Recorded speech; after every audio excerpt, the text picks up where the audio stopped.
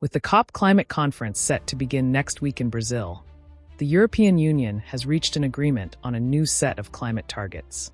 But these goals are notably weaker than previous commitments, a move that's drawing criticism from environmental groups and raising questions about the EU's leadership on global climate policy.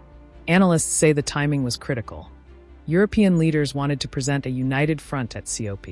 But behind the compromise lie deep divisions among member states, especially over the cost of the green transition and rising energy prices.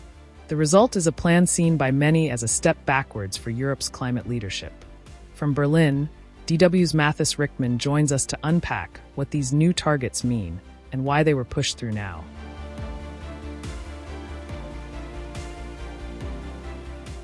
Well, the European Union is widely seen as sort of a forerunner on climate policy, or at least that's an image politicians here try to uphold. And at next week's COP conference, participating countries are asked to present plans on how they expect to cut emissions until 2035. So there was some urgency to have a plan ready for that if the Europeans still want to be taken seriously on the matter.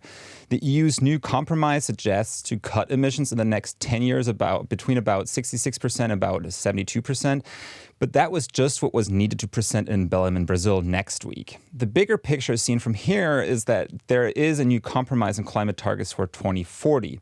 That's sort of the time span used for climate goals here in general. And here, the original goal was to cut CO2 emissions by 90% until 2040 if compared to levels from 1990. And while that target technically still holds, it's now pierced with exceptions. Foremost, EU member countries now still comply with that rule if they buy so-called offset certificates from elsewhere. So that would mean, for example, that Germany still complies with this target if heavy polluting companies buy carbon credits elsewhere, say by investing in a forestation project in another country, like it currently already happens, for example, in Costa Rica. Critics argue that that outsources some of the burden to cut emissions and that further exceptions to the rules water down the ambitions to reduce emissions in rich countries here in Europe.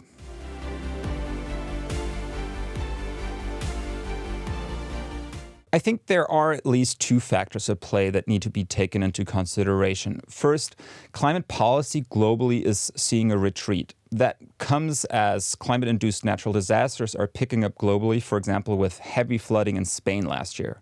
At the same time, there is a more hostile economic environment globally that seems to have led to a more business-first attitude here in Europe as well that dampens climate priorities. That combines with countries like France and Italy being stretched in their budgets and a surge in populist right-wing parties that generally lowers priorities on climate policy. And that already leads to the second factor, the sort of division of leadership within the European Union. While there's historically a little bit more ambition on climate goals in Germany, other countries here tend to set their priorities differently. Given that division, some observers actually look at this new consensus, even though it's watered down, as a big win because the highly divided 27-member state European Union was able to get together and find at least some common ground.